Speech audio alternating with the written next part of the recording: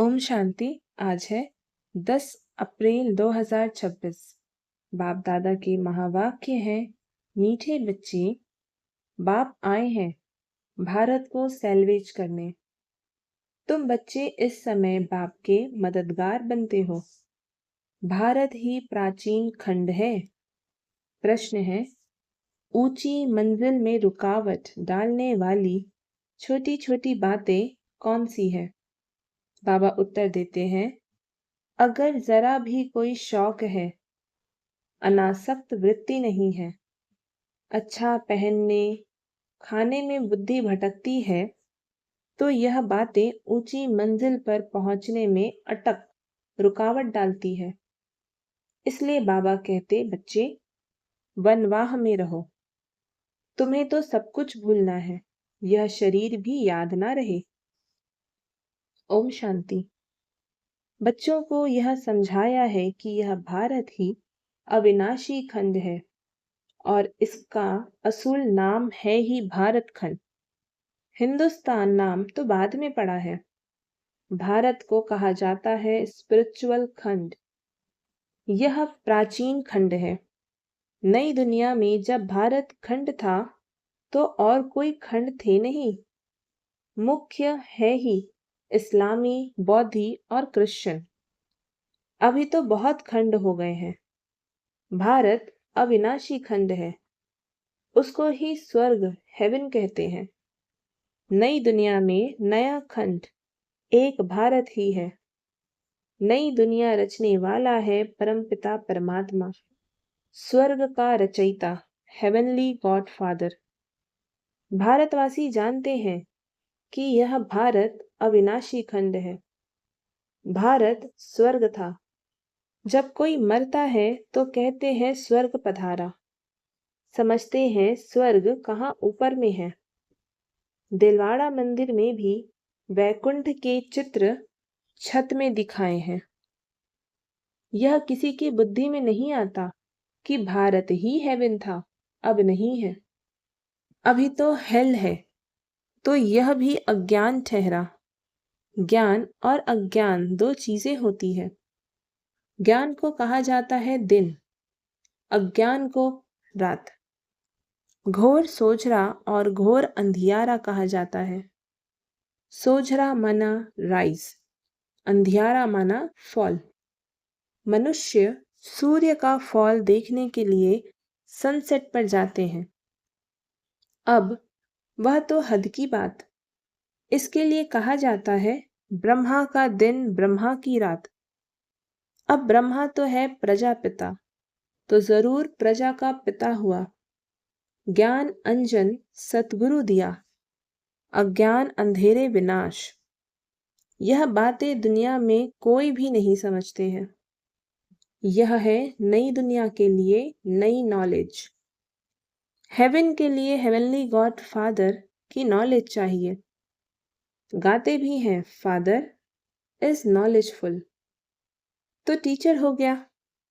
Father को कहा ही जाता है पतित पावन, और कोई को पतित पावन कह नहीं सकते। श्री कृष्ण को भी नहीं कह सकते। फादर तो सबका एक ही है। श्री कृष्ण तो सबका फादर है नहीं। वह तो जब बड़ा हो, शादी करे, तब एक दो बच्चे का बाप बनेगा। राधे कृष्ण को प्रिंस प्रिंसेस कहा जाता है। कभी स्वयंवर भी हुआ होगा। शादी के बाद ही माँ बाप बन सकते हैं। उनको कभी कोई वर्ल्ड गॉड फादर कह नहीं सकते। वर्ल्ड गॉड फादर सिर्फ एक ही निराकार बाप को कहा जाता है। ग्रेट ग्रेट ग्रैंडफादर शिव बाबा को नहीं कह सकते। ग्रेट ग्रेट ग्रैंडफादर है प्रजापिता ब्रह्मा। उनसे बिरादरी निकलती है। वह इनकॉर्पोरियल गॉड फादर, निराकार आत्माओं का बाप है। निराकारी आत्माएं जब यहाँ शरीर में है, तब भक्ति मार्ग में पुकारती है। यह सब तुम नई बातें सुनते हो। यथार्थ रीति कोई भी शास्त्र में नहीं है। बाप कहते हैं मैं सम्मुख बैठ तुम बच्चों को समझाता हूँ। फिर यह ज्ञान सारा गुम हो जाता है। फिर जब बाप आए तब आकर यथार्थ ज्ञान सुनाए। बच्चों को ही सम्मुख समझाकर वर्षा देते हैं। फिर बाद में शास्त्र बनते हैं। यथार्थ तो बन न सके क्योंकि सच की दुनिया ही खत्म हो झूठ खंड हो जाता है। तो झूठी चीज ही होगी क्योंकि उतरती कला ही होती है। सच से तो चढ़ती कला होती है। भक्ति है रात, अंधियारे में ठोकर खानी पड़ती है। माथा टेकते रहते हैं, ऐसा घोर अंधियारा है। मनुष्यों को तो कुछ भी पता नहीं रहता, दर दर थक्के खाते रहते हैं। इस सूर्य का भी राइज और फॉल होता है, जो बच्चे जाकर देखते हैं। अब तो तुम बच्चों का ज्ञान सूर्य का उदय देखना है। राइज ऑफ भारत और डाउनफॉल ऑफ भारत। भारत ऐसे डूबता है जैसे सूर्य डूबता है। सत्यनारायण की कथा में यह दिखाते हैं कि भारत का बेड़ा नीचे चला जाता है। फिर बाप आकर उनको सैल्वेज करते हैं। तुम इस भारत को फिर से सैल्वेज करते हो, यह तुम बच्चे ही जानते हो। तुम निमंत्रण भी देते हो। नव निर्माण प्रदर्शनी भी नाम ठीक है। नई दुनिया कैसे स्थापन होती है, उसकी प्रदर्शनी चित्रों द्वारा समझानी दी जाती है। तो वही नाम चला आए तो अच्छा है। नई दुनिया कैसे स्थापन होती है, वह राइस कैसे होती है, यह तुम दिखाते हो। जरूर पुरानी दुनिया फॉल होती है, तब दिखाते हैं कि राइस कैसे होता है। यह भी एक स्टोरी है, राज्य लेना और गंवाना। 5000 वर्ष पहले क्या था? कहेंगे सूर्यवंशियों का राज्य था। फिर चंद्रवंशी राज्य स्थापन हुआ। वह तो एक दो से राज्य लेते हैं, दिखाते हैं फलाने से राज्य लिया। वह कोई सीढ़ी नहीं समझते। यह तो बाप समझाते हैं कि तुम गोल्डन एज से सिल्वर एज में गए, सीढ़ी उतरते आए। यह 84 जन्मों की सीढ़ी है। सीढ़ी उतरनी होती है, फिर चढ़नी भी होती है। डाउनफॉल का भी राज समझाना होता है।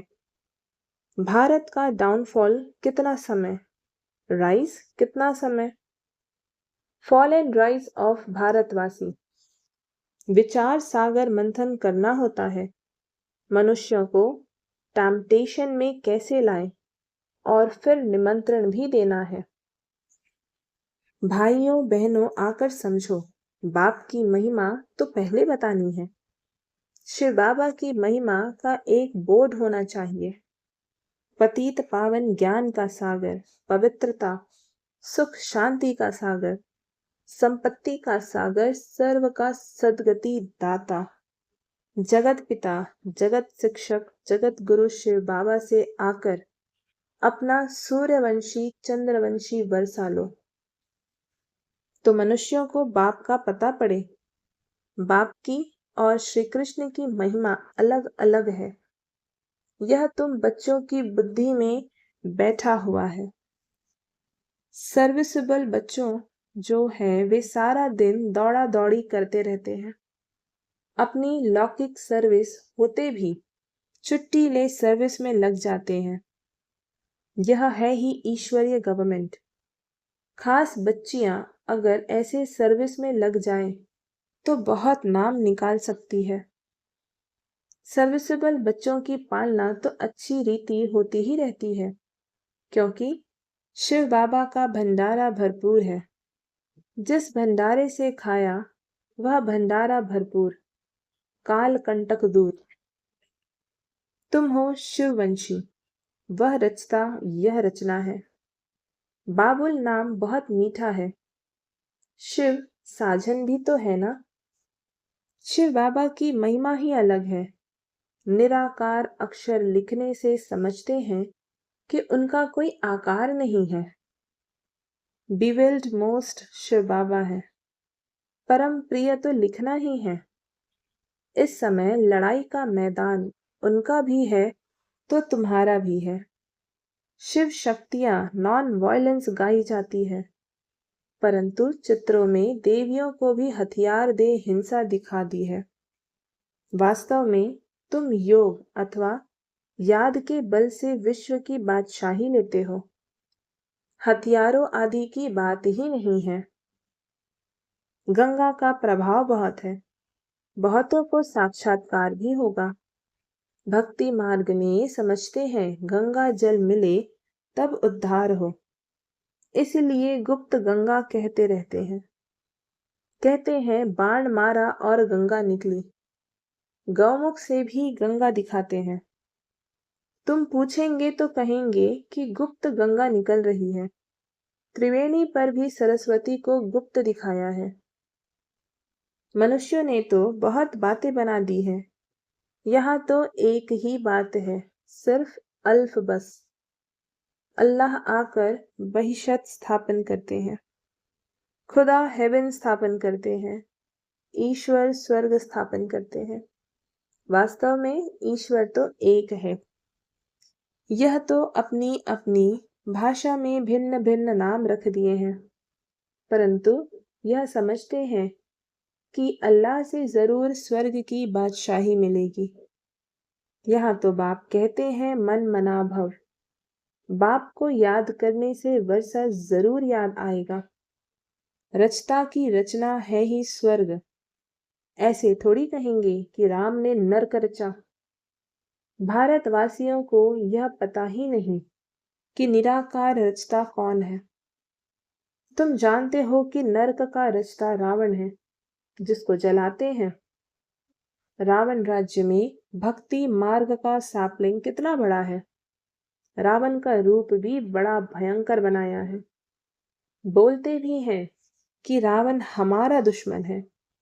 बाप ने अर्थ समझाया है, पेशकीर विस्तार बड़ा है, तो रावण का शरीर भी बड़ा बनाते हैं।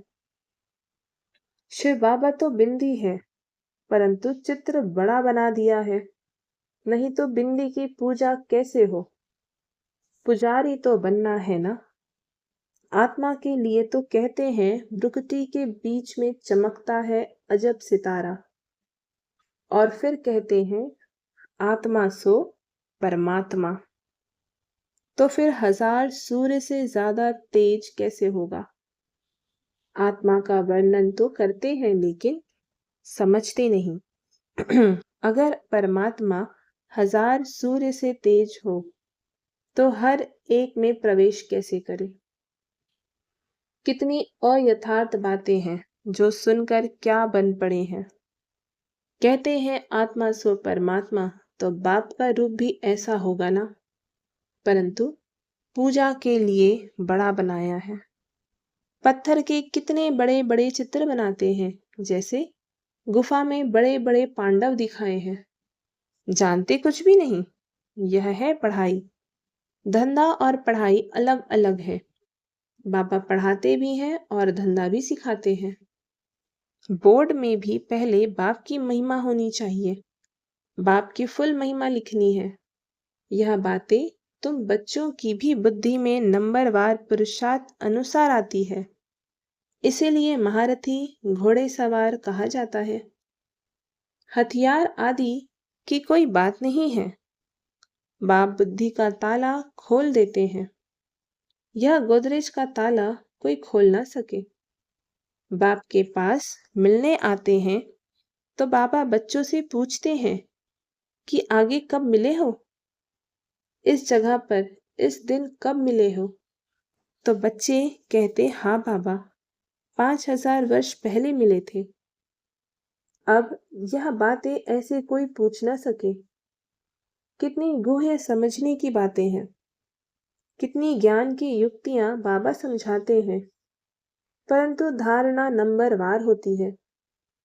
शिव बाबा की महिमा अलग है। ब्रह्मा विष्णु शंकर की महिमा अलग है। हर एक का पार्ट अलग अलग है। एक ना मिले दूसरे से। यह अनादि ड्रामा है, वही रिपीट होगा। अभी तुम्हारी बुद्धि में बैठा हुआ है कि हम कैसे मूल वतन में जाते हैं, फिर आते हैं पाठ बजाने के लिए, जाते हैं वाया सूक्ष्म वतन। आने समय सूक्ष्म वतन नहीं है। सूक्ष्म वतन का साक्षात्कार कभी किसी को होता ही नहीं। सूक्ष्म वतन का साक्षात्कार करने के लिए कोई तपस्या नहीं करते हैं, क्योंकि उनको कोई जानते नहीं है। सूक्ष्म वतन का कोई भगत थोड़ी होगा। सूक्ष्म वतन अभी रचते हैं, वाया सूक्ष्म वतन जाएं, फिर नई दुनिया में आएंगे। इस समय तुम वहां आते जाते रहते हो। तुम्हारी सगाई हुई है। यह पियर घर है। विष्णु को पिता नहीं कहेंगे, वह है ससुर घर।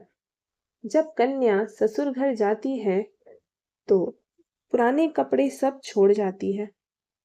तुम पुरानी दुनिया को ही छोड़ देते हो। तुम्हारे और उनके वनवाह में कितना फर्क है।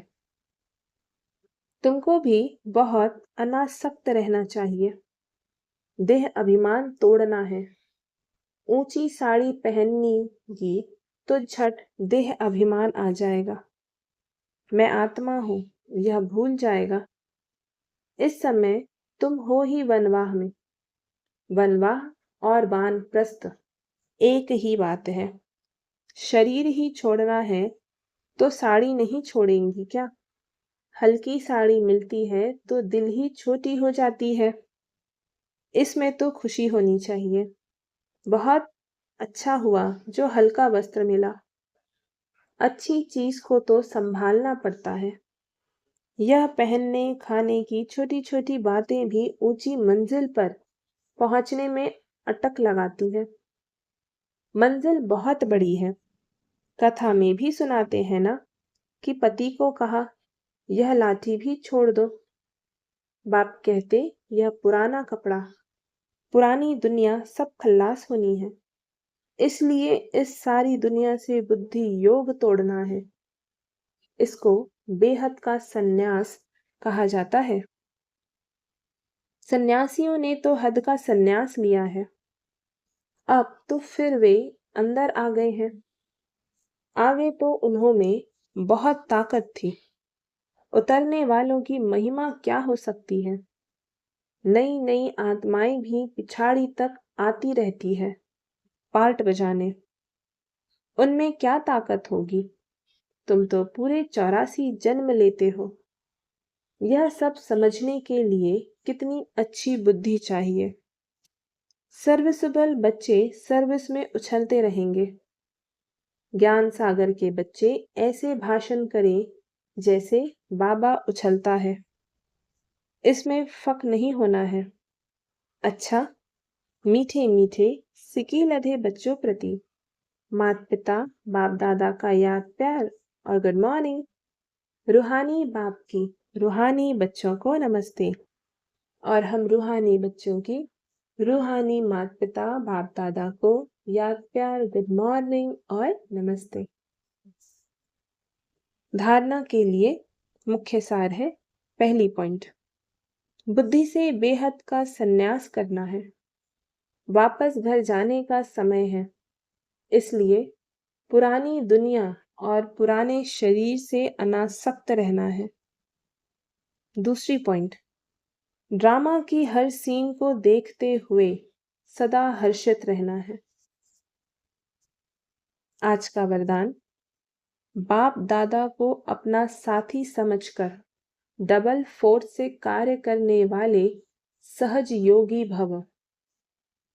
कोई भी कार्य करते बाप दादा को अपना साथी बना लो तो डबल फोर्स से कार्य होगा और स्मृति भी बहुत सहज रहेगी, क्योंकि जो सदा साथ रहता है उसकी याद स्वतः बनी रहती है। तो ऐसे साथी रहने से व बुद्धि द्वारा निरंतर सत का संग करने से सहज योगी बन जाएंगे और पावरफुल संग होने के कारण हर कर्तव्य में आपका डबल फोर्स रहेगा, जिससे हर कार्य में सफलता की अनुभूति होगी। आज का स्लोगन है, महारथी वह है जो कभी माया के प्रभाव में परवश ना हो। ये अव्यक्त इशारे। महान बनने के लिए मधुरता और नम्रता का गुण धारण करो। मधुरता ही ब्राह्मण जीवन की महानता है। जहाँ मधुरता है वहाँ पवित्रता है।